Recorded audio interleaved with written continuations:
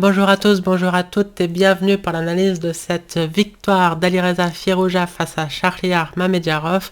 Mais avant ça, un petit point sur les derniers rebondissements de l'affaire qui passionne les foules. Évidemment, il s'agit des accusations de triche de Magnus Carlsen à l'encontre de Hans Niemann. On attend depuis le début des nouvelles déclarations du champion du monde. On attendait aussi depuis l'interview de Hans Niemann que j'ai mentionné dans la dernière vidéo, une déclaration de chess.com qui a donc banni Hans Niemann juste après sa victoire contre Magnus Carlsen, lui interdisant notamment de participer au Global Championship, l'espèce de championnat du monde que Chess.com organise sur son site. Et hier, dans la soirée, Chess.com a sorti un communiqué que je vais vous lire. Le voici. Chère communauté échiquienne, ces derniers jours ont été tumultueux pour beaucoup d'entre nous dans la communauté. Nous avons contacté Hans Niemann pour expliquer notre décision de l'exclure en privé de Chess.com et de nos événements. Nous avons partagé avec lui les preuves en rapport avec notre décision, en incluant des informations qui contredisent ces déclarations à propos du nombre de fois et de la gravité de sa triche sur Chess.com. Nous avons invité Hans à nous procurer une explication en réponse et nous espérons trouver une solution dans laquelle Hans pourrait participer à nouveau à Chess.com. Nous ne voulons rien de plus que de voir les meilleurs joueurs de la planète réussir dans les meilleurs événements. Nous protégerons toujours l'intégrité du jeu que nous adorons. Daniel Rensch, Chief Chef Officer. À noter que ce même Daniel Rensch a accompagné ce tweet d'une déclaration aussi laconique que terrible. The tweet speaks for itself. Ce tweet parle de lui-même, faisant écho à la fameuse phrase de Hans Niemann, Chess speaks for itself, qu'il avait prononcée juste après avoir battu Magnus Carlsen lors de la première ronde de leur match de rapide joué sur Chess24 à Miami il y a 3 semaines peut-être maintenant. Donc voilà. Alors ce deuxième tweet, c'était vraiment de la provoque de Danny Rensch, ça fait un peu cours de récré là, ce This tweet speaks for itself, mais ça montre aussi une certaine confiance en soi dans les informations qu'ils détiennent, sinon il ne se serait pas permis d'être aussi brutal, j'ai envie de dire. Alors qu'en penser ? Tout d'abord, c'est assez clair que Hans Niemann a triché plusieurs fois sur Chess.com et visiblement dans des tournois importants, probablement doté de prix. Et donc, qu'il a menti lors de son interview mea culpa que j'ai mentionné dans ma précédente vidéo. Alors forcément, ça l'accuse pas d'avoir triché contre le champion du monde ou même d'avoir déjà triché ne serait-ce qu'une seule fois dans sa vie en live, mais ça le décrédibilise et ça décrédibilise toute sa défense. Parce que dire « oui d'accord, j'ai triché beaucoup de fois dans ma vie.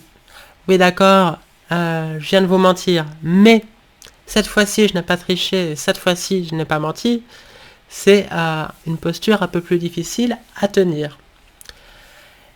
Cela dit, et c'est peut-être un élément positif qui pourra ressurgir à terme de cette affaire, c'est de faire comprendre à tous et à toutes la gravité de tricher sur Internet. C'est grave parce que ça peut suivre quelqu'un, enfin le tricheur, toute sa vie. Et le deuxième point, c'est que le phénomène de triche ont quelque chose de la boîte de Pandore. C'est très difficile une fois qu'on l'a ouverte, voire impossible, de la refermer. Moi j'ai vu ça de l'autre côté du miroir, à l'époque où on faisait énormément de shows avec Chess24 France, quand Laurent Fressinet en était le directeur et que donc j'étais la community manager. On a eu beaucoup de cas de triche, que ce soit de la simple triche avec beaucoup de guillemets sur la zone de jeu dans des parties qui comptaient pour du beurre ou juste les points Elo virtuels,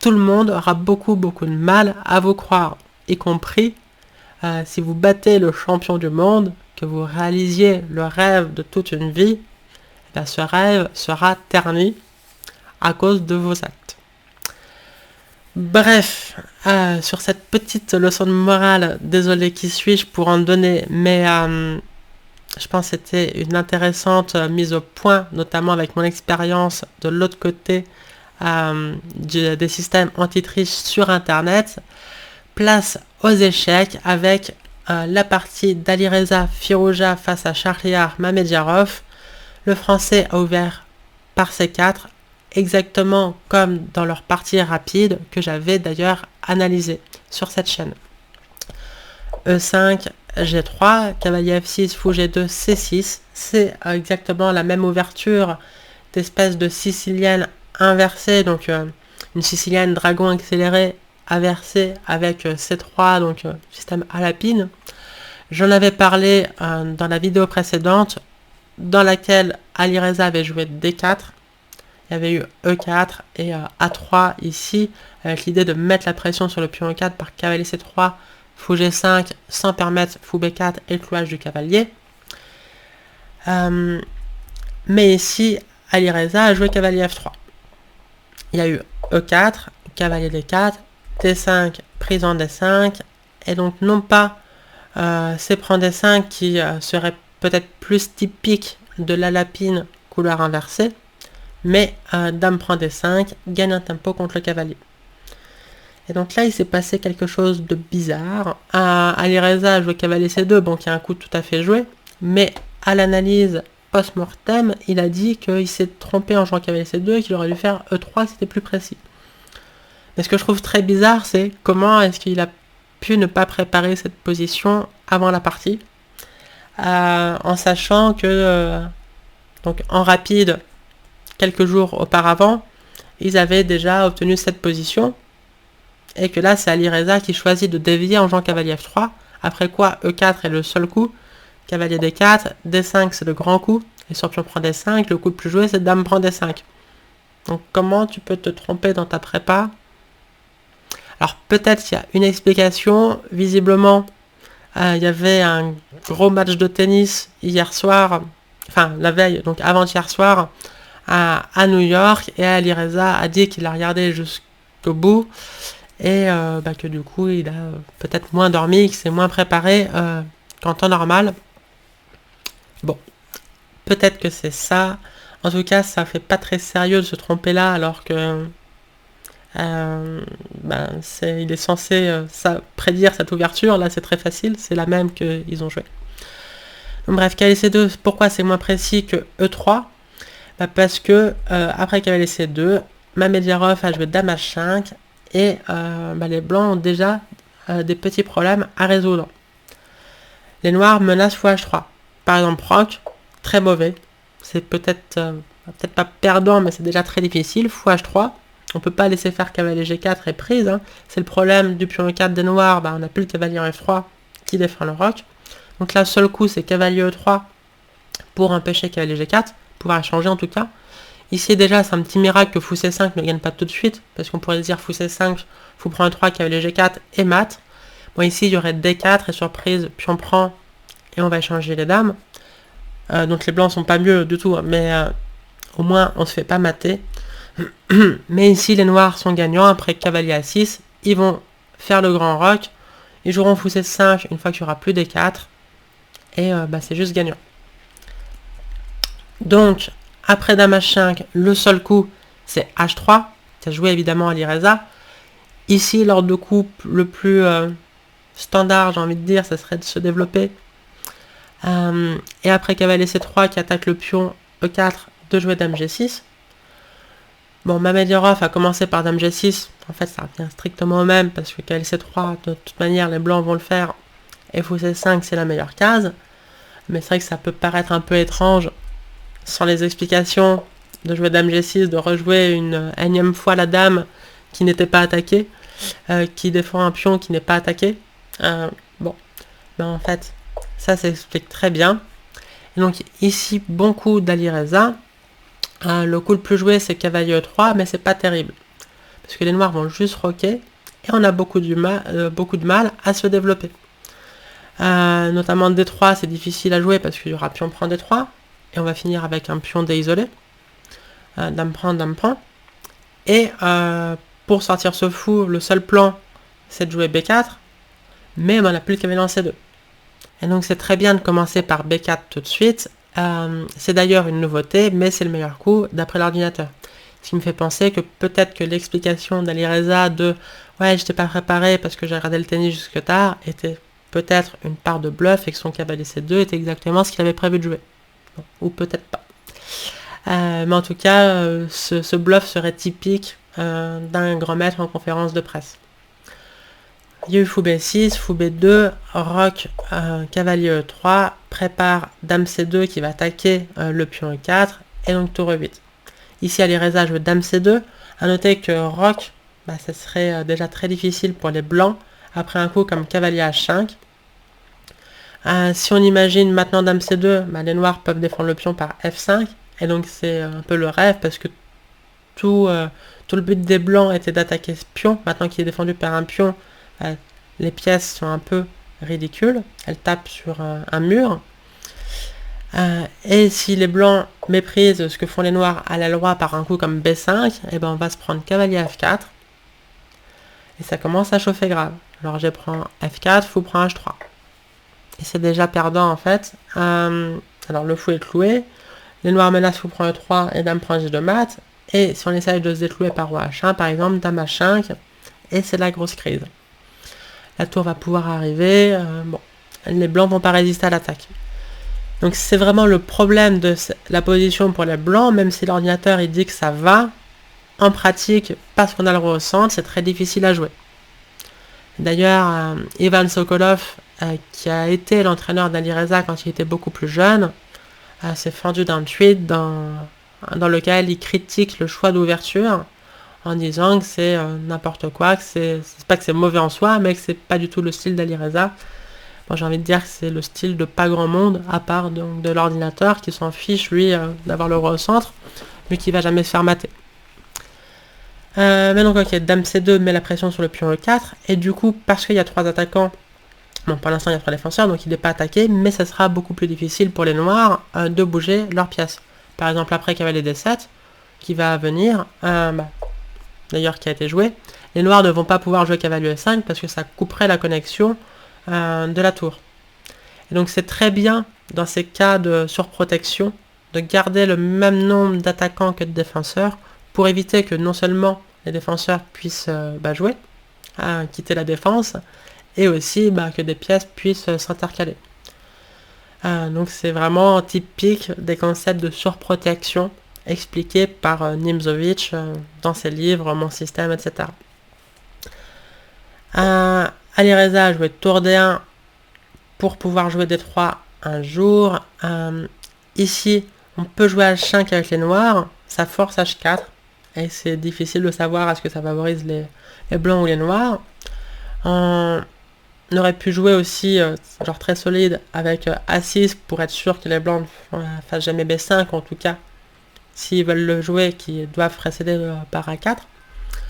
Mais Mamedjarov a joué A5, il a décidé de jouer à l'aile dame, peut-être parce que justement la tour ne s'est pas mise en B1.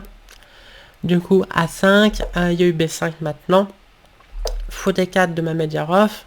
Ici l'ordinateur recommande petit roc pour les blancs avec avantage, alors l'avantage relatif mais il donne genre plus 0,50.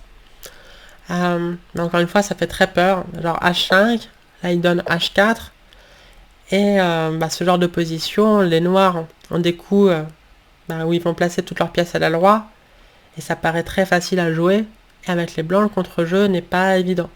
Donc en théorie c'est avantageux pour les blancs, en pratique c'est pas simple. Et en tout cas ça demande une grande dose de courage ou de confiance en soi que de jouer petit roc dans cette position. Alireza a joué tour B1, qui n'est pas mauvais, même si c'est un peu étrange d'avoir joué tour D1 d'abord puis tour B1. Une des idées, c'était que sur cavalier C5, là il y a cavalier prend E4, qui gagne un pion, Ça découvre le fou. Donc l'idée des blancs en cas de prise en 4, c'est de jouer fou prend D4. Et en cas de fou prend B2, il y aurait cavalier prend C5. Donc bref, cavalier C5 n'est pas un coup, mais Mamedjarov a joué le meilleur coup C5 pour éviter l'ouverture de la colonne B. Et ici, Alireza s'est trompé. Le meilleur coup d'après l'ordinateur, c'était B6. Et après cavalier prend B6, de jouer cavalier B5, donc sacrifice de pion pour gagner la case B5 pour le cavalier, d'où il découvre l'attaque sur le fou, mais il menace aussi cavalier C7, fourchette. Donc là, l'ordi poursuit par fou prend E3, D prend E3, forcé, on va pas reprendre de F, il y aurait dame prend G3. On menace toujours la fourchette, et ici il poursuit, on menace aussi dame prend C5. Donc il poursuit par cavalier D5, parant la fourchette, dame prend C5, avec un très léger avantage pour les blancs. Pourquoi pas, bon, même si on n'a toujours pas roqué, et qu'on va devoir le faire un moment, et les noirs auront toujours du jeu sur le roi affaibli. Bref, B6 n'a pas été joué. Alireza a joué H4 lui-même, qui menace H5.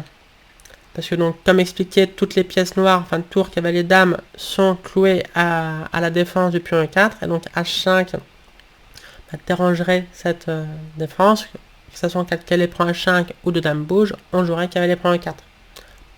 Notamment parce que la tour est venue protéger le fou. Donc c'était son idée de forcer H5. Mais donc là, il s'est trompé. Encore une fois, il fallait roquer. Alireza, donc roquer et puis prier pour que ça aille. Donc Alireza a joué cavalier D5 de la partie à la place de roc, qui est une gaffe. Enfin, un mauvais coup en tout cas. Ici, après roc, les blancs menacent cavalier D5. Le meilleur coup pour les noirs, c'est de jouer cavalier B6 pour parer cette menace. Et là, l'ordi recommande cavalier A4, prise, dame prend. La dame a l'air un petit peu au bois, mais en fait, elle attaque le fou D4. Les noirs consolident par tour D8. Et ici, B6 est le coup de l'ordi. Fou D7, dame C4, fou C6. Le fou maintenant participe à cette surdéfense du pion E4, donc ça libère le cavalier et la dame. L'ordi donne que c'est égal. Perso, je préférais avoir les noirs. Et je regrette avec les blancs de ne pas avoir mon pion H2. Et d'avoir un roc affaibli avec la dame qui le regarde. Ça me paraît assez chaud. Mais ok, c'était le mieux d'après l'ordinateur. Et cavalier D5 perd. Après cavalier prend D5, cavalier prend D5. Et ici, petite combinaison. Le cavalier D5 est en l'air. Il n'est pas protégé du tout. Pas attaqué, mais pas protégé du tout. Et le pion F2 est en l'air aussi. Défendu une fois, mais attaqué une fois. Et donc, il faut regarder les combinaisons basées sur ces pièces en l'air. Dame F5 menace les deux, mais il y aurait soit cavalier 3, soit tout simplement fou prend D4. Et donc, si une combinaison ne marche pas dans un ordre de coup, on regarde l'autre ordre de coup. Ici, c'est fou prend F2 qui marche. Roi prend F2, dame F5 échec. Roi E1, dame prend D5. Et les noirs ont gagné un pion. Alors, est-ce que Alireza avait pas du tout prévu ça, ou est-ce qu'il avait prévu, mais il pensait que de toute manière il était mal et que c'était pas si clair après tour F1, parce que les blancs ont certes perdu le droit au roc, ils ont perdu un pion, le pion G3 est faible, donc tout ça, ça va pas, mais ils ont la paire de fous. Cette grande diagonale s'est ouverte, le pion E4 peut être faible avec du tour F4, et voilà, d'autres facteurs, je sais pas. Je pencherai sur... il a plutôt jugé qu'il était très mal, enfin par la deuxième option, qu'il a vu la combinaison, mais qu'il a juste mal jugé la position avant la combinaison, où ça va s'il rock, et mal jugé cette position, où ça a l'air de potentiellement aller pour les blancs, en vrai ça va pas du tout. Mais cela dit, la partie lui a donné raison, parce que au prochain coup, cavalier F8 de Mamedjarov, la position est déjà égale, et même les blancs sont du bon côté de l'égalité. Donc en fait, il était foutu que pendant un coup, ça va. Alireza avait prévu C4, très fort coup, avec l'idée d'empêcher vraiment D3, qui serait le coup libérateur. Là, les blancs menacent aussi D3 pour taper sur ce pion 4 et profiter du clouage. En tout cas, ils menacent, ils ont l'idée toujours D3. Donc C4, c'est un bon coup. Là, sur tour F4, il avait prévu F5, mais il voulait jouer tour C1, mais la pression sur le pion C4. Et sur cavalier E5, fou prend E4. Il avait vu pas cavalier D3 échec parce que dame prend D3. Et donc sur pion prend, il y a fou prend D5, c'est gagnant. Tour prend E2, roi D1, tout va bien, on a une pièce de plus. Et sur dame prend E4, et ben on échange. Et cette finale est gagnante pour les blancs, ou en tout cas avantageuse pour les blancs, avec les noirs qui ne sont pas développés. Donc ça c'était le calcul d'Alireza, mais il avait vu que le meilleur coup dans cette position pour les noirs c'était dame prend B5, et pour lui c'était chaud. Donc ça me fait vraiment pencher sur, il avait prévu la combinaison, et puis il avait évalué cette position comme pas si claire. Et il a plutôt raison. Il y a toujours un pion de plus pour les noirs, l'ordinateur donne plus 0,70, enfin faible profondeur, mais clairement c'est chaud et tout peut se passer dans cette partie. Mais l'ordinateur, lui, il a une brillante idée, évidemment. En fait, il va rendre le pion en jouant B6. Laisse faire D3. Ici, on ne prend pas, parce que fou prend D5, D prend C2. Il y a juste tour C1. Et le pion C2 est attaqué, mais surtout le fou attaque la tour et menace fou prend F7. Et donc, c'est terminé. Donc, pas E prend D3. Mais il joue tout simplement tour A7. Il rend le pion, donc c'est pour ça que c'est un concept pas très simple à voir. Mais après, fou prend E4, il joue dame D6. Et ensuite, il va jouer cavalier E5. Les noirs auront résolu leur problème de développement. La tour va même pouvoir passer là ou là. Le fou viendra en B7 ensuite. A noter qu'ils ont le fou de case blanche et les pions l'a bloqué sur case noire, donc ça se complète très bien. Les pions qui contrôlent les cases noires, le fou qui contrôle les cases blanches. Et le roi blanc est au centre avec cette énorme faiblesse en G3. Donc, par exemple, tour F4 a l'air d'être le seul coup, cavalier E5.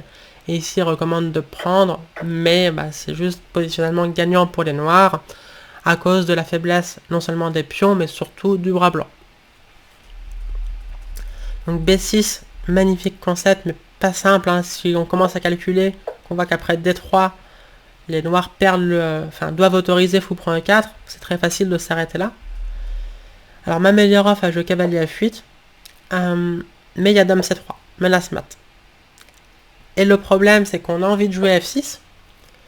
Encore une fois, ça correspond à mettre les pions sur case noire pour dominer le fou de case noire. En l'absence du fou de case noire des noirs, le fou de case noire des blancs devient plus fort du coup.